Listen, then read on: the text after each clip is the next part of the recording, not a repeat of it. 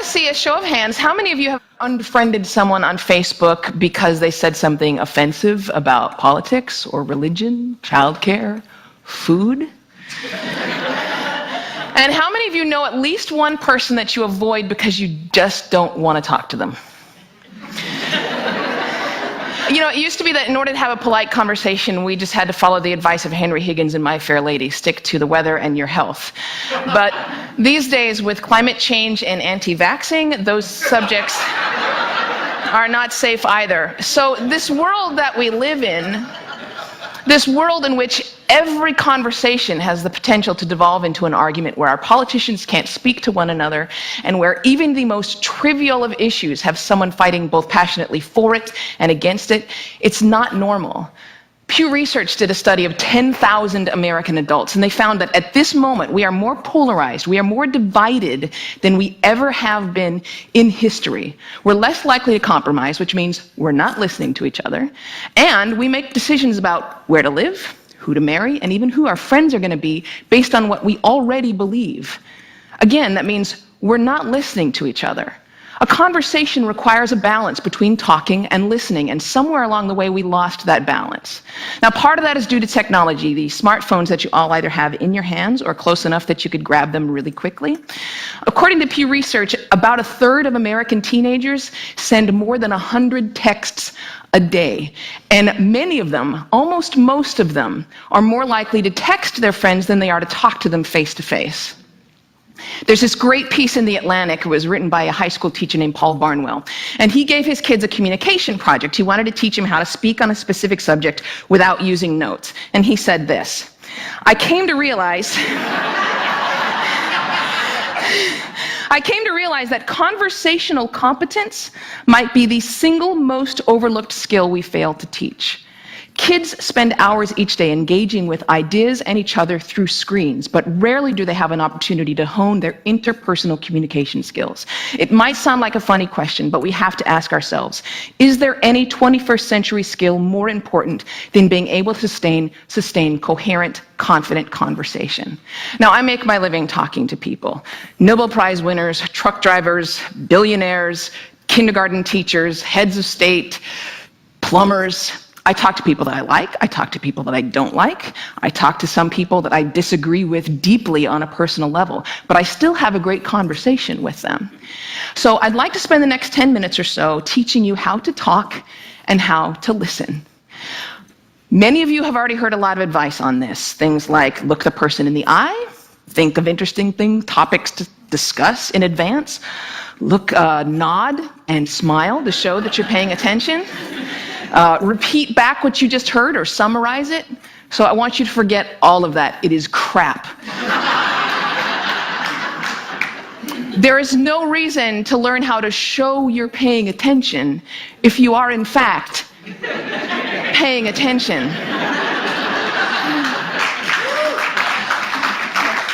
Now, I actually use the exact same skills as a professional interviewer that I do in regular life. So I'm going to teach you how to interview people, and that's actually going to help you learn how to be better conversationalists. Learn to have a conversation without wasting your time, without getting bored, and please God, without offending anybody. We've all had really great conversations. We've had them before. We know what it's like. The kind of conversation where you walk away feeling engaged and inspired, or where you feel like you've made a real connection, or you've been perfectly understood. There is no reason why most of your interactions can't be like that.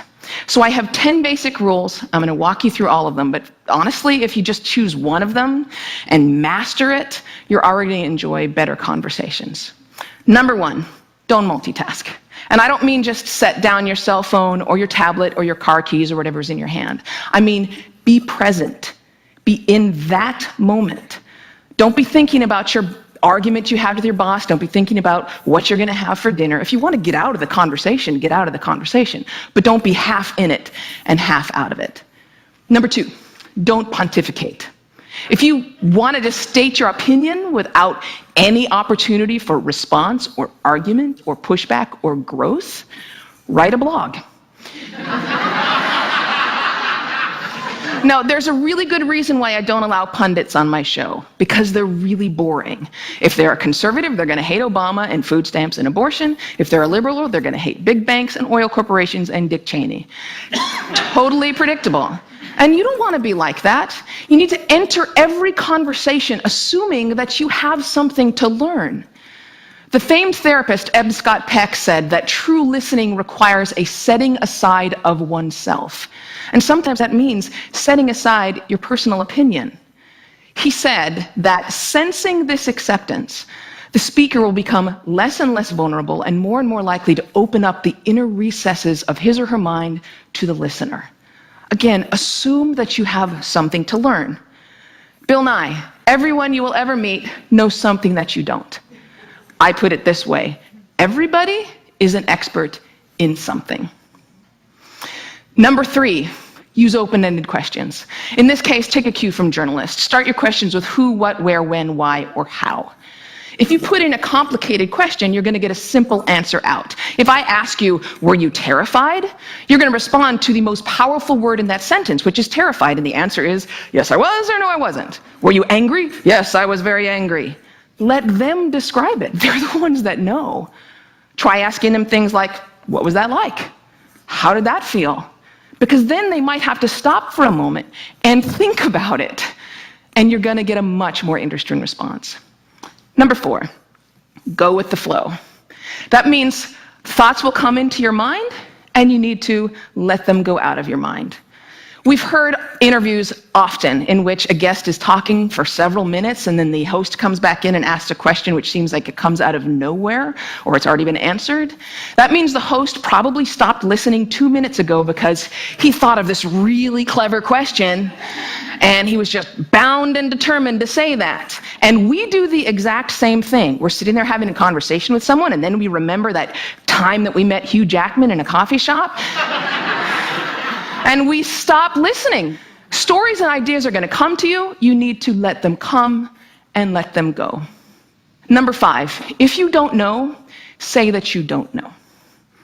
Now, people on the radio, especially on NPR, are much more aware that they're going on the record. And so they're more careful about what they claim to be an expert in and what they claim to know for sure. Do that. Err on the side of caution. Talk should not be cheap.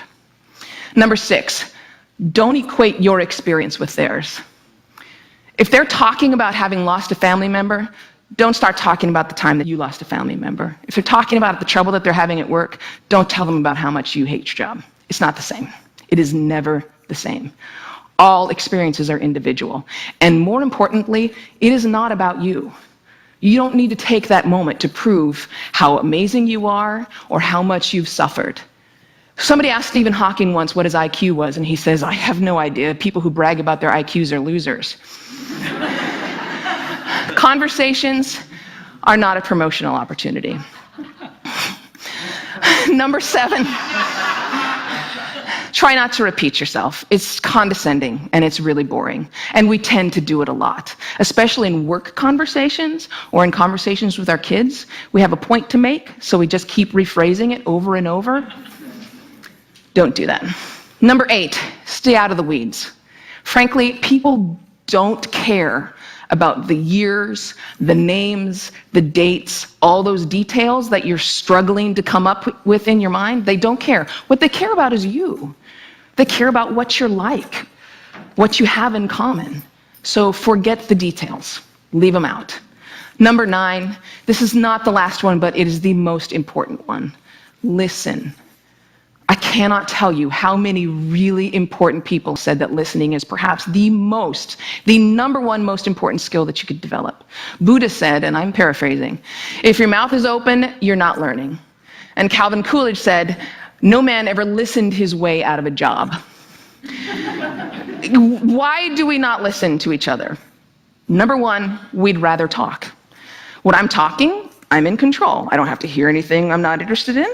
I'm the center of attention. I can bolster my own identity. But there's another reason. We get distracted. The average person talks at about 225 words per minute, but we can listen at up to 500 words per minute. So our minds are filling in those other 275 words. And look, I know it takes effort and energy to actually pay attention to someone.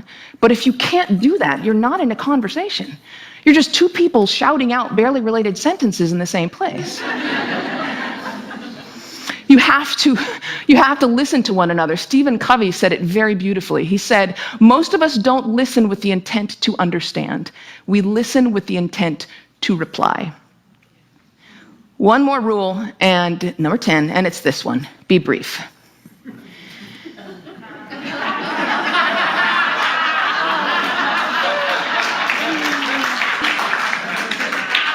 All of this boils down to the same basic concept, and it is this one: be interested in other people.